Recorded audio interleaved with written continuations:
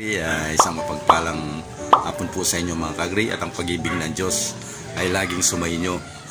Mga kagri, panibagong video po ngayong araw na ito, at simpleng birthday lang po ni Kaumen Agriom. Sama-sama po kami ng aking mga pamilya. Simple lang po panurin nyo, at yung mga friends natin sa YT, yung mga kaibigan natin, at babati po sa akin, meron po silang nagpadala sila ng bigay. And ingat po kayo palagi. May God bless you all, and kasama ang pamilya. God bless po, and bye-bye. Have a birthday po. Hello, good morning mga kaibigan. Nandito kami ngayon sa mamahay ni Brother Owen. Sa hapon, Bible study kami ito. Sa kasalukuyan ngayon ang birthday niya.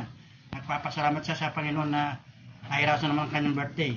Maraming salamat mga kaibigan. Ito naman. Hello po, kumusta na po kayo dyan sa mga bahay-bahay ninyo? Ito po, galing kami sa pagsaserve sa simbahan ng ngayong Monday 6 AM. At ito po, nandito po kami kay sa bahay ni Brother Joven para celebrate ulit yung kanyang birthday. Pero natapos na yun, oo. Ang saya ng birthday niya, wala akong masabi, wala akong ma-comment. Pero nakita ko sa kanya yung saya at ligaya sa kanyang sarili. Dahil unang-una, siya po ay isang servant of God.